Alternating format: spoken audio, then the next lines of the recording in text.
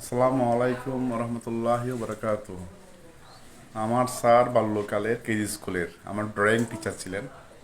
আমার ভাই মফিজ ভাই, অনেক দিনের আমাদের পারিবারিক সম্পর্ক। মফিজ ভাই আল্লাহওয়ালা মানুষ।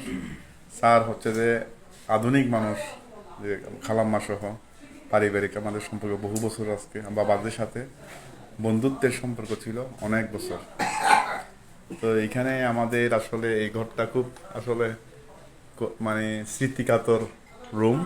আমাদের তিনু ভাই, আমার বড় বোন, আমাদের এখানে বেড়ে ওঠা দেশ স্বাধীনের পর। তো স্যার স্যারকে দাওয়াত করছি, উপদেষ্টা মণ্ডলীতে একজন, উনি সম্মানিত সদস্য।